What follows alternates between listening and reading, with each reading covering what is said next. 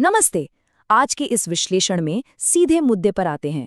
हम अक्सर मान लेते हैं कि प्राचीन ग्रंथ बस आस्था या मान्यताओं पर टिके थे, है ना?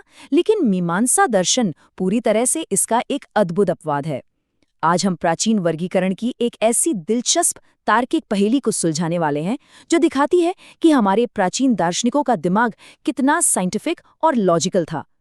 यहाँ हर एक बात को एकदम कठोर डिडक्टिव रीजनिंग यानी निगमनात्मक तर्क की कसौटी पर परखा जाता था। कोई भी चीज सिर्फ विश्वास पर नहीं बल्कि शुद्ध और अचूक तर्क पर आधारित थी, जहाँ हर शब्द को मानो गणितीय सटीकता के साथ तौला जाता था। अब एक बहुत ही दिलचस्प सवाल उठता है। जरा सोचिए, वैदिक साहित्य में एक ऐसा विशिष्ट पाठ है जिसे निगद कहा जाता है, जिसने प्राचीन काल में एक बहुत बड़ा संकट खड़ा कर दिया था। समस्या क्या थी? समस्या ये थी कि ये रचना ना तो पूरी तरह से कविता के नियमों को मानती थी और ना ही संगीत के। तो भई इसे रखा कहाँ जाए? ये कोई छोटी मोटी बात नहीं थी। इसने मीमांसा दर्शन के सामने एक बहुत बड़ी वैचारिक चुनौती खड़ी कर दी थी। हम जानते हैं कि किसी भी स्थापित व्यवस्था में अपवाद हमेशा सबसे बड़ी सिरदर्दी बनते हैं, और निगद उस समय के सिस्टम के लिए बिल्कुल ऐसा ही एक बहुत बड़ा अपवाद था। तो चलिए इस रहस्य की थोड़ी गहराई में उतरते हैं। सबसे पहले ये साफ करना जरूरी है कि आखिर ये निगद चीज क्या है। देखिए, इसे सार्वभौमिक रूप से एक मंत्र के रूप में स्वीकार किया गया है। ये एक ऐसा बुनियादी तथ्य है जिसे अहे भुदनिया जैसे प्रतिष्ठित श्रुति ग्रंथों का पूरा समर्थन प्राप्त है, और बाद में तंत्र वार्तिक जैसे महान भाष्यों ने भी इसे माना है। मतलब इस बात पर कोई बहस थी ही नहीं कि ये मंत्र है या नहीं। ये 100% एक मंत्र था। सारा बवाल सिर्फ इस बात पर था कि ये किस प्रकार का मंत्र है, क्योंकि इसमें उन दोनों चीजों का बिल्कुल अभाव था जो आम तौर पर एक मंत्र की पहचान होती हैं, जैसे कि कोई पारंपरिक छंद या फिर कोई सेट संगीतमय धुन। इस पूरी समस्या की जड़ को समझने के लिए हमें उस समय के कड़े वैदिक नियमों को देखना होगा। उन सख्त नियमों के अनुसार अगर किसी भी पाठ को मंत्र माना गया है तो उसे सिर्फ और सिर्फ 3 श्रेणियों में से किसी एक में आना ही होगा। ये 3 मुख्य श्रेणियां या बाल्टियां थीं: ऋक्, साम और यजुस। ग्रंथों के अनुसार किसी चौथी कैटेगरी के लिए कोई गुंजाइश ही नहीं थी। ये एकदम क्लोज्ड सिस्टम था, कोई बाहर का रास्ता नहीं। मंत्रों की पूरी दुनिया इन्हीं 3 मजबूत स्तंभों पर टिकी थी।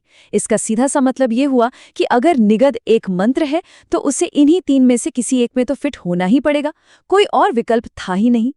ये बात हमें अगले सबसे अहम बिंदु पर ले आती है। पहली 2 श्रेणियों की सीमाएं एकदम फिक्स्ड और बहुत ही विशिष्ट थीं। जैसे ऋक् मंत्र पूरी तरह से छंदबद्ध होते हैं, यानी वे एक निश्चित लय ताल के कड़े गणित में बंधे होते हैं। अक्षरों की गिनती, ठहराव, सब कुछ एकदम स्पष्ट। वहीं दूसरी तरफ साम मंत्रों की पहचान पूरी तरह से उनकी संगीतमय धुन से होती है, जिन्हें एक विशिष्ट स्वर में गाया जाता है। इन दोनों में से किसी भी श्रेणी में आने के लिए इन बेहद सख्त तकनीकी मापदंडों को पास करना बिल्कुल जरूरी था। और बस यहीं से सारा असली खेल शुरू होता है। जब प्राचीन विद्वानों ने इस निगद का एकदम सावधानी से वैज्ञानिक परीक्षण किया तो उनके सामने एक बहुत ही अजीब स्थिति आ गई। उन्होंने देखा कि अरे, इसमें तो न ऋक् वाला वो जरूरी छंद है और ना ही साम वाली वो संगीतमय धुन। कितनी बड़ी दुविधा थी ये। एक ऐसा मंत्र जो डेफिनेटली मंत्र तो है, लेकिन मंत्रों की दोनों सबसे मुख्य कैटेगरीज के मूल लक्षणों से बिल्कुल खाली है। तो अब क्या करें? इसे कहाँ रखें? क्या सिर्फ इस एक अपवाद के लिए पूरा सिस्टम बदलकर कोई नया नियम बना दें, या मीमांसा के उन्हीं सख्त नियमों के अंदर कोई तार्किक समाधान खोजें? इस उलझे हुए रहस्य को सुलझाने के लिए उन प्राचीन टीकाकारों ने एक बहुत ही कमाल के तार्किक टूल का इस्तेमाल किया, जिसे कहते हैं परिशेष न्याय। आज की भाषा में हम इसे गणितीय निष्कासन प्रक्रिया या प्रोसेस ऑफ एलिमिनेशन कह सकते हैं। मीमांसा दर्शन में इसका बहुत इस्तेमाल होता है। होता क्या है कि जब सीधे सीधे कोई सबूत काम नहीं आता तो संभावित विकल्पों में से जो असंभव हैं उन्हें एक एक करके हटा दिया जाता है, और अंत में जो अकेला बच जाए बस वही सच है। ये बिल्कुल वैसा ही है जैसे कोई बहुत ही स्मार्ट जासूस सारे गलत सुरागों को हटाकर अंत में असली अपराधी तक पहुंच जाता है। कमाल का तरीका है ना? तो चलिए इस पूरी तर्क श्रृंखला को थोड़ा बारीकी से समझते हैं। ये किसी मॉडर्न कंप्यूटर एल्गोरिदम की तरह काम करता है, एकदम सटीक। चरण 1, निगद निश्चित रूप से एक मंत्र है, ये तो साबित हो चुका है। चरण 2, यह ऋक् नहीं है क्योंकि इसमें छंद तो है ही नहीं। चरण 3, यह साम भी नहीं है क्योंकि इसमें गाने जैसी कोई धुन नहीं है। अब क्योंकि वैदिक सिस्टम में सिर्फ 3 ही कैटेगरीज अलाउड थीं और पहली 2 खारिज हो चुकी हैं, तो केवल एक ही लॉजिकल ऑप्शन बचता है, चरण 4। इसलिए यह यजुज है। ये तर्क इतना क्लियर और अचूक है कि इसके सामने किसी भी तरह के भ्रम या डाउट की कोई जगह बचती ही नहीं। और यही सटीक अकाट्य निष्कर्ष महर्षि जैमिनी के मीमांसा सूत्र 2.1.40 में हमेशा के लिए अमर हो गया है। यजुषु वा तद्रूपत्वात्। ये छोटा सा सूत्र इस बात का फाइनल कंक्लूजन है कि निगद असल में यजुस की ही श्रेणी में आते हैं। शाबर भाष्य और बाद की जितनी भी बड़ी टीकाएं हैं वो इस एक सूत्र को उस फाइनल मोहर की तरह देखती हैं जो सदियों की इस उलझी हुई बौद्धिक बहस को एक ही झटके में सुलझा देती है। वास्तव में यही सूत्र इस पूरी चर्चा और प्राचीन तर्कशास्त्र का सबसे अहम केंद्र बिंदु है। लेकिन रुकिए, मीमांसा के लॉजिक की खूबसूरती बस यहीं खत्म नहीं हो जाती। इसमें सिर्फ ऑप्शंस को हटाने या नेगेटिव लॉजिक से काम नहीं चलता। किसी चीज को साबित करने के लिए एक पॉजिटिव प्रूफ यानी सकारात्मक प्रमाण का होना भी बहुत जरूरी है, और वो ठोस प्रमाण मिलता है इस छोटे से लेकिन बेहद पावरफुल शब्द में, तद्रूपत्वात्। इसका मतलब है क्योंकि इसका रूप वैसा ही है। इसका सीधा सा मतलब ये है कि निगद को यजुस सिर्फ इसलिए नहीं कहा जा रहा क्योंकि वो बाकी दोनों नहीं हैं, बल्कि इसलिए कहा जा रहा है क्योंकि वो शारीरिक और संरचनात्मक रूप से यजुस जैसा ही दिखता है। ये एलिमिनेशन और कन्फर्मेशन को एक साथ जोड़ने वाली बहुत ही शानदार बौद्धिक छलांग है। बहुत ही दिलचस्प बात यह है कि जब हम एक स्टैंडर्ड यजुस की तुलना सीधे निगद से करते हैं तो उनका स्ट्रक्चर बिल्कुल एक जैसा निकलता है। दोनों ही अपने मूल रूप में प्रश्लिष्ट पाठ का इस्तेमाल करते हैं। अब इसका मतलब क्या है? इसका सिंपल सा मतलब है कि इन्हें एक निरंतर गद्य या कंटिन्यूअस प्रोज की तरह पढ़ा जाता है। कोई तुकबंदी नहीं, कोई गाना नहीं, बस शब्दों और वाक्यों का एक सीधा अबाधित प्रवाह। ये जो गहरी समानता है ये पूरी तरह से कंफर्म कर देती है कि तद्रूपत्वात् वाला तर्क एकदम परफेक्ट है और निगद का यजुस फैमिली का हिस्सा होना बिल्कुल स्वाभाविक है। अब जहां गंभीर बौद्धिक बहसें हों वहां कोई ऑब्जेक्शन ना आए, ऐसा कैसे हो सकता है? यहां भी एक बहुत बड़ी आपत्ति उठाई गई। न्याय सुधा जैसी गहरी टीकाओं में एक खास काउंटर आर्ग्यूमेंट देखने को मिलता है। बात ये उठी कि निगदों को बहुत ही ऊंचे स्वर में बोलने का एक खास गुण प्राप्त है, जिसे ग्रंथों में उच्चैस्त्व धर्म कहा गया है। ये आम यजुस से थोड़ा अलग था, जिन्हें आमतौर पर धीमे या फुसफुसाते हुए स्वर में पढ़ा जाता था। तो इस बाहरी फर्क को देखकर कुछ विचारकों ने तर्क दिया कि भाई अपनी इस तेज आवाज के कारण निगद को तो पूरी तरह से एक अलग चौथी श्रेणी में रखा जाना चाहिए।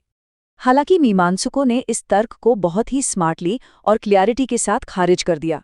ग्रंथों में ये एकदम स्पष्ट किया गया है कि तेज आवाज में बोलने जैसी कोई भी बाहरी विशेषता किसी पाठ के बेसिक गद्य स्ट्रक्चर को कभी नहीं बदल सकती। जरा सोचिए, अगर हम किसी गद्य यानी प्रोज को बहुत जोर जोर से चिल्लाकर पढ़ें तो क्या वो कविता बन जाएगा? बिल्कुल नहीं, रहेगा तो वो गद्य ही। इसीलिए एलिमिनेशन का वो कठोर प्रोसेस और प्रश्लिष्ट पाठ की बेसिक बनावट ही सबसे ऊपर है। ये पूरी तरह से तय करता है कि बाहरी आवाज चाहे जैसी हो, निगत पूरी मजबूती के साथ यजुष की श्रेणी में ही टिका रहेगा। इस पूरे लॉजिकल जर्नी को शाबर भाष्य ने बहुत ही खूबसूरती और संक्षेप में समेटा है। ऋक् साम लक्षणों विलक्षणता च। इसका गहरा अर्थ पता है क्या है?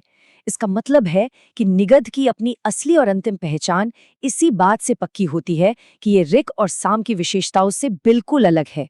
ये अलग होना या लक्षणों का न होना कोई कमी या फॉल्ट नहीं है, बल्कि यही तो वो खास गुण है जो इसे यजुर्वेद का अटूट हिस्सा बनाता है।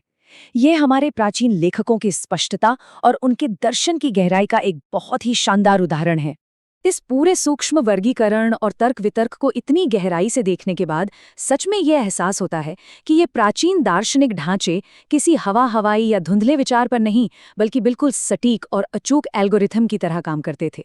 मानो इन विद्वानों ने एक ऐसा प्राचीन कंप्यूटर प्रोग्राम लिख दिया था जो बेहद सख्त नियमों, स्पष्ट इनपुट और एकदम निर्विवाद आउटपुट पर चलता था। ये दिखाता है कि मीमांसा जैसे दर्शन टेक्स्ट के एनालिसिस और कैटेगराइजेशन को लेकर कितने साइंटिफिक, सिस्टमैटिक और मॉडर्न थे। उनका ये लॉजिक आज भी सच में हैरान कर देने वाला है। और अब हम इस चर्चा के अंतिम पड़ाव पर आ गए हैं। ये पूरा विश्लेषण एक बहुत ही गहरा और सोचने पर मजबूर करने वाला विचार छोड़ जाता है। आज के इस दौर में हमारी भाषा, साहित्य और चीज़ों को बांटने के तरीके बहुत ही व्यक्तिपरक और फ्लेक्सिबल हो गए हैं। ऐसे में ये सोचने वाली बात है कि हमारी आज की मॉडर्न क्लासिफिकेशन सिस्टम्स परिशेष न्याय जैसी इस कठोर मैथमेटिकल एलिमिनेशन प्रोसेस के सामने कितनी टिक पाएंगी। क्या आज भी हमारे पास सच में इतनी अचूक, निष्पक्ष और तार्किक प्रणालियां मौजूद हैं जो इतने कड़े टेस्ट को पास कर सकें? इस सवाल पर विचार जरूर किया जाना चाहिए। इस वैचारिक यात्रा में साथ जुड़ने के लिए बहुत बहुत धन्यवाद।